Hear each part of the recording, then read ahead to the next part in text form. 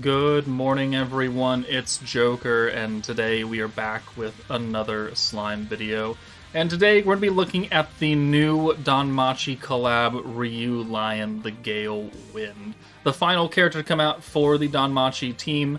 And she seems to be, now that she's out and I've used her a bit better than what I expected her initially. So she's going to be a very strong AoE wind nuking character with some decent support for other wind units specifically. So we do have free gear for her that you can get out of the Part 2 event shop. I haven't done that yet, so she's going to be rocking just normal swords and jacket.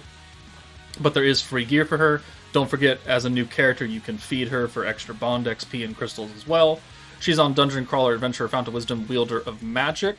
She is an AoE attack alt, so lots of damage. Her first skill is something you'll probably never actually use physically, because if you do use it, you just get 200% basic wind damage and 10% heal. That's not very useful. What actually matters is that for the low cost of nothing, as long as she is up front, at the end of each turn, you will get a 10% magic attack stack and 50% skill point gain to your green orbs. And literally, it costs nothing. And we will show that off in battle. But you could use the skill, and you would get this. But you would still get this as well. So the only thing that you get from physically pressing the button is this part right here. It's actually kind of useless. But just having her gives you this, and that's much more useful. Her second skill is the big time support buff, 100% attack for everyone, and 140% wind plus damage. This is the equivalent to Warrior's Mind Blanc's 140% dark plus resistance debuff. It's going to act the same way just for wind characters, and it's a buff, which means you can also hold onto it, unlike Blanc's debuff, which you cannot hold. So it's a lot of extra power for specifically wind plus characters, EX unbound wind characters. If you have dupes of her, her trait is attack after 6 greens. It's pretty useless, so don't need to worry about that. Let's go ahead and show off how this skill actually works. Alright, we're going to run her on the full Danmachi team: Hestia, Bell, Ryu, Soka, Ice, and Shuna. So this team, under Hestia, is actually not that great. Hestia is a very good protector, just on paper, in general. I don't think she's the best protector for this team, because it's actually Divine General Amnesia, which is kind of interesting to say, but it is, I think, very true. So the first thing we're going to do is we're going to just watch Ryu's skill just be activated. So let's go ahead and do the orb change. Let's do the 2 Bell skills. We're not going to use Ryu's skill, at least not this initial turn. So we can take out Soka for Shuna, and then we can bring Ice in. So we can use the green multi-skill buff, but more so just the green buff because we're not using a bunch of skills here. And then we could use Ice. So, we have not used her skill. It is still 0 points. So after we send these 6 orbs, you will notice that he's going to take instant damage. The greens are going to get buffed. We're going to get a 10% heal. And that is coming from the passive ability of this skill. So 1, 2, 3, 4, 5, and 6. And then after we're done sending our orbs, green buff, instant damage, the heal. And we didn't do anything. Like, we physically did not use Ryu's skill. And guess what? If we do it again, it's like we're still going to get that buff. So if we look at the green orbs now, we have a 50% increase there. Ryu has a 10% magic buff right here. And as long as she is up front, this is a passive ability. You could think of this as another trait for Ryu, essentially. Because traits only activate if you're up front. They give you some kind of passive ability, like hers, if you have dupes, gives you the extra attack buff and sending greens. This is just the same thing, where you're going to get 50% skill points and 10% magic attack. It's the best trait we've ever had in the game, even though it's not technically a trait.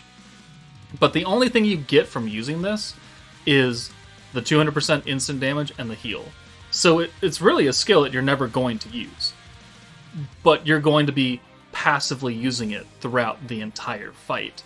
And that is what makes the skill very interesting. Is it the best thing in the world that she has to be up front for it to be activated? I don't really know about that part, but you can definitely use it. Like, it's going to be very useful. You're gonna want extra skill points on this team. You're gonna want to leave her up front. You're gonna want that magic attack in case she is your actual nuking DPS character. Like, these are all very, very important things. Unfortunately, this beatdown battle nerfs AoEs, so this is not really the best place to test her out. Kind of unfortunate, but we can at least kind of show off how much damage we're gonna do. So we don't need to use the orb change with Shuna because we're going to have the power of Hestia to convert these. We're getting extra wind attack from Hestia. We're getting extra wind attack and weakness strike from Ice. We're getting magic attack and pierce resistance down from Sokka. And then we're going to get that stacking personal 10% magic buff for Ryu just by her simply existing. Really. Just by being up front, we're going to get that. So let's do some more pierce power. And remember, the greens have a 50% skill point buff right here. And then at the end of this turn, we still have not used that first skill of Ryu, but it's going to go up to 100% after this turn. She's going to have 20% magic attack from her own personal stack. And once we send this last orb, you can see it happen again. The instant damage, the green buff, boom, the heal for the little amount of damage that we took that last turn. Yeah. Okay, it's a very interesting skill. It does lose viability, because if we send her away now, we're not actually going to benefit from it. So let's just do that as an example. Let's take her out. We'll bring Shuna in. We'll use the green buff. Boom. And then we'll bring Ice in. And then you'll notice that at the end of this turn, no instant damage, no heal, no green buff. So there are certain things that you benefit from having her up front, but this is a team where you have a lot of characters that need to be swapped in and out because you all have stacking effects, and you can't just run the same 3 characters in the front line the entire time and expect to come out of here looking nice and pretty. Like, you have to spread the love out. So you have to make a decision. Do you leave Ryu in? Bell kind of also has to be up front, which then locks you down to just one slot. Shuna, Ice, and Ryu. Unless you just want to not send Bell's ult and not get the weakness strike plus the stacking ult damage, which is kind of important. That's 2 very powerful things right there that we are stacking guaranteed every turn because he's always giving himself an ult or an EX ult depending on how many orbs you get for him. But you'll notice that turn we did not have instant damage. The greens are still buffed by the same amount, 100%. It should have been 150 had we left Ryu up front, but we didn't. So let's change that. So let's bring her back in for Ice. Boom. And then we could do the Sokka buff, and then we'll take her out for Shuna, who now we have to use her orb change because it's going to swap Ryu's ult away. So boom. And then the Bell buff, the green buff, boom, boom, boom. And now that she's back up front, you're again going to see that the instant damage and green skill points will come into effect, and Bell will heal back this little tiny bit of damage that we've taken and built up over the course of the fight. Let's use his skill as well, just to make sure he's always going to have an ult. So, 1, 2, 3, 4, 5, 6. This will break the barrier, so we will actually see the damage. The instant damage does not get buffed by anything. Like, it's not getting higher with more wind attack, or more magic attack. It is just, like, whatever your base wind attack is that's what's going to be. So, green buff, instant damage, a little bit of a heal, boom. 7,500 damage, nothing to write home about. And that's the thing, is that you don't have to use Ryu's skill. Because the only thing you're going to get is that little bit of a heal, and your 7,500 friggin' damage. Like, that's not worth it. It's just not. It's much better just to leave this as itself, or incidentally, you could use it to kind of rush the stacks with Hestia to get her closer to the 40% faster, and the Ice skill to get it closer to the 30%. Like, that's the only real reason I would ever tell someone to use this skill and make it more expensive than 0 points, because it is just one usage. It does give you a little bit of stacks, but you don't have to use it. The effect is still going to come into play whether or not you press the button. So it's a bit wonky, is how I'll put that. But we are up to turn 5. Ryu has her EX ult, but again, she has that 75% friggin' nerf. Like, that's not great. But with this turn, she's locked in. We can't move her out. So at the end of this turn, we're going to have now 200% skill point gain on our orbs. And that's going to be pretty impactful, because this team desperately needed additional skill points from somewhere. And thankfully, it's coming from Ryu. And it's essentially free. So it does make her better than what I initially thought of her when I first did the summon stream and everything like that, and we were testing her out, and I was like, this Ryu is shit. She's not that bad, but there's that. The 7,500 damage, again, has not increased at all. It's always been that. And we got a little bit of a heal. So maybe the Jubilee is going to have a really, really harsh HP scoring threshold. I don't know. I don't know why we have this heal. I don't know why Ice has the dodge. Like, I really don't understand some of these decisions. But let's go ahead and get her out of here, because the greens are now up to 200%. It's turn 6. I don't really think we need more than that. What we need now is to get the single target EX ult with Ice, because that's way more important for what we're trying to do here. So let's ult swap green buff, and then use the Ice buff, because it's fairly powerful. And then we'll use Hestia to give us another 110 skill points, and we could use the Bell ult effect again, thingamabob. Ult rush ability, whatever you want to call it. And now we're actually getting back a decent amount of points, because between the 6 hand of greens that are buffed by 200%, plus the 110 skill points that we're getting from Hestia, and on this next turn, 220 points. Like, we're looking good on points.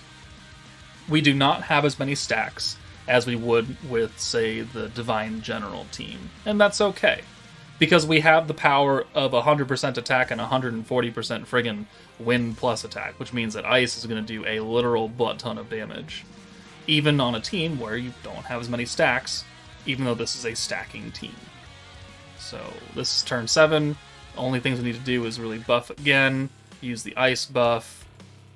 We don't have the instant damage. We didn't heal because Ryu is still in the back, and we're going to leave her there. Ice is looking good right here. So let's get a few more stacks of the Ice buff and the Pierce power, and then we'll be ready to nuke next turn, because we're going to make back 100, maybe 200 points here. We'll have another Hestia, which is another 100-something points. So boom, boom. I don't really need the other Bell skill, so we're going to skip that. Okay. And we're looking good. So we will ult with Ryu for funsies. I don't think it's going to do... I don't know if it's going to kill, but it will certainly be her first usage of being a nuking character. And then we'll put her on some other team with wind characters and watch her support skill go apeshit for, like, Tournament Stalwart Lumi or something, because she needed more damage, right? She's already got the physical damage buff, which is multiplicative. She's going to have this wind plus buff, which is, again, multiplicative. So it's going to be a little bit funny. Okay, so let's take out... Actually, let's use Bell first. That way we get the Pierce rate. And then we'll bring Ryu in. Actually, Bell doesn't have an ult. Fuck. Oh, that's just unfortunate. Okay, well, I guess we're going to nuke with Ice, and we'll see her support buff go crazy here in general. So 90 points, 90 points. And really don't...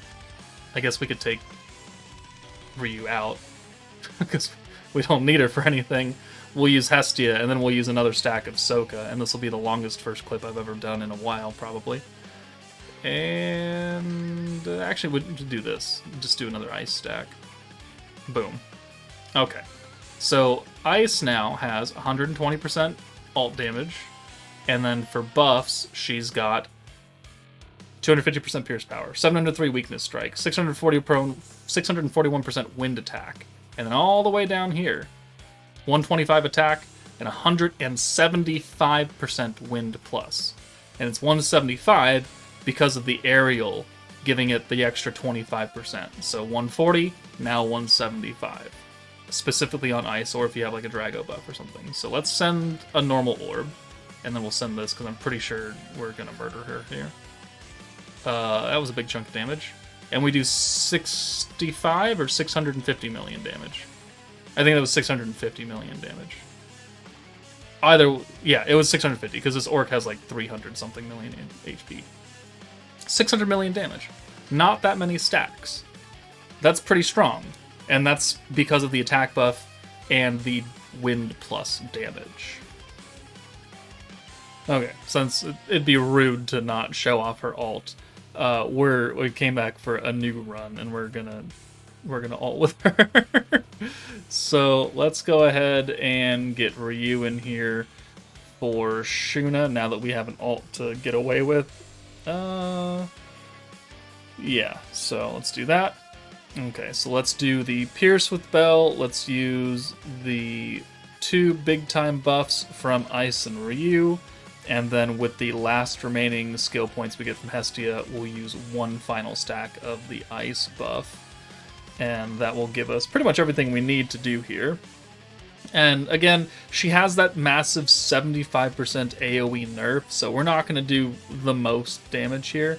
But it still should be pretty good, and we'll at least get to see her ult in use. So let's, do we send Bell first for that? Sure, let's send Bell first, and then we'll send the rest of these orbs. So we don't have to watch Bell's ult. Hopefully he doesn't kill. I mean, he is a support ult, though. I mean, well, okay, 20 million damage. Alright, not Hestia, Ryu. The actual point of the video.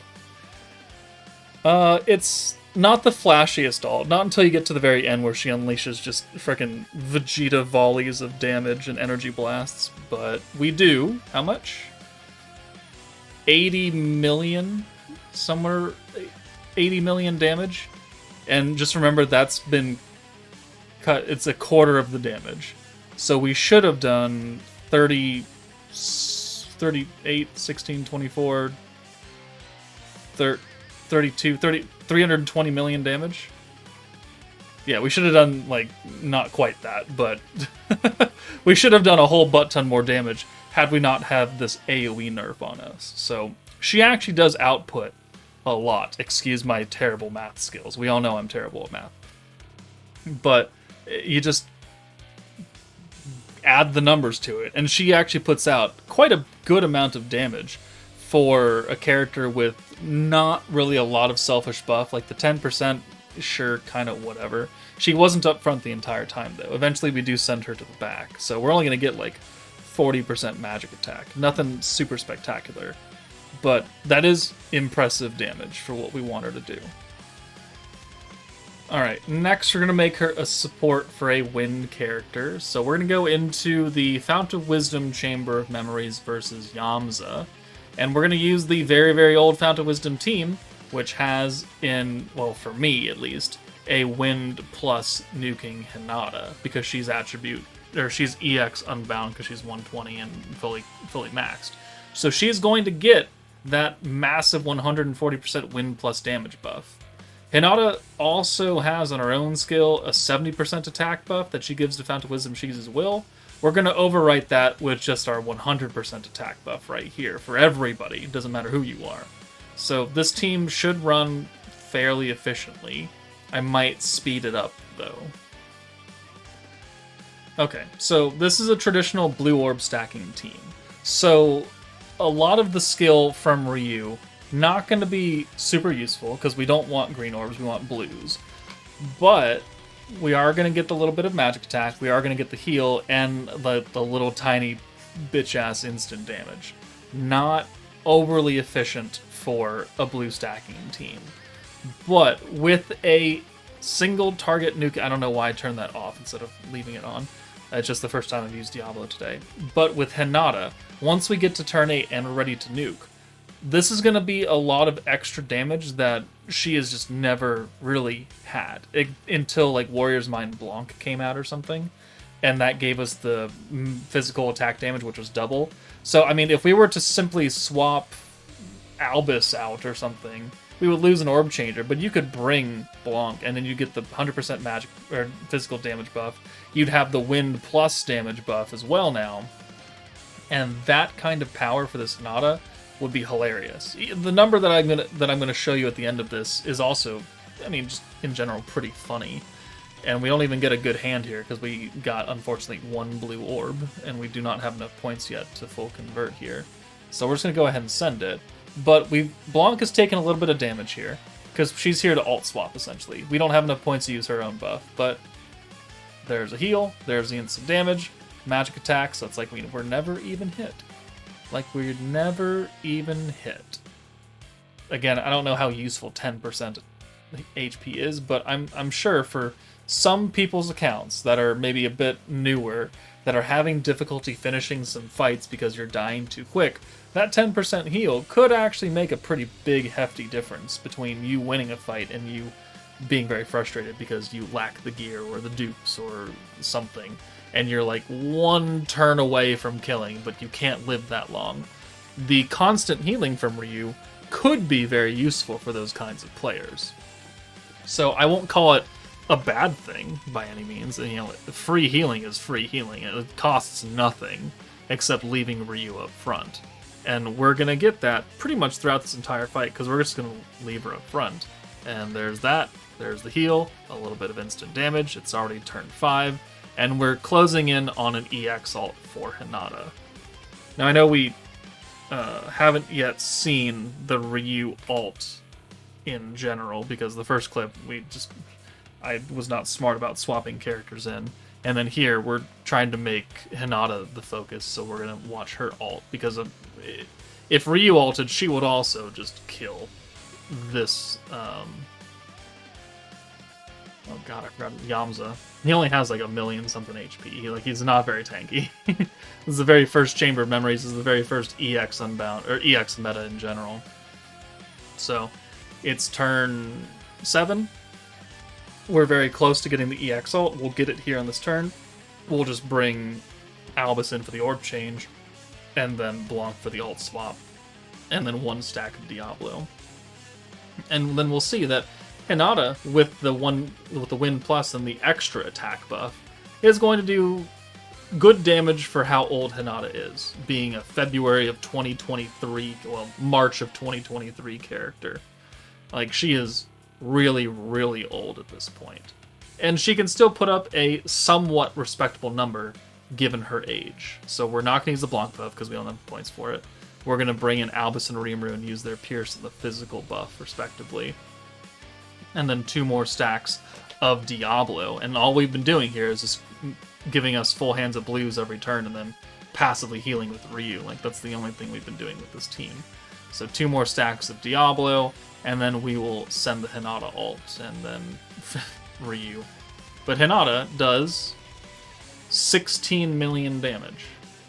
This Hinata is not known for doing 16 million damage. She's known for doing about 3 or something. 4 if you ever skill fused. But 16 million is quite a large jump, and that's pretty much because we've given her extra attack and we've given her the 140% damage increase. But just across, like, at the end of the calculation. So that is quite a hefty power buff for Wind characters in general that are specifically EX Unbound Wind Plus. So, very good as a support for other Wind units. Alright, I think this video has gone on long enough. The first clip was quite a long time, and then Fount of Wisdom took a little bit as well, even though it was sped up. So, overall, Ryu, I think, is really good for green teams because of the just passive ability to buff greens. She will do a lot of damage in the correct kind of team formations where she is meant to be the nuking character, and she has a very strong buff that not only supports her but other Wind characters and other characters in general with the attack buff. So, you know, she's pretty good. I like her more than I do Ice because of her generic viability, so that is at least something. But let me know what you guys think about Ryu. Are you warming up to her kit now that we know that it's a passive ability that you don't have to use every turn? Let me know your thoughts in the comments below. But that's it from me. Take it easy, and I'll see you all later.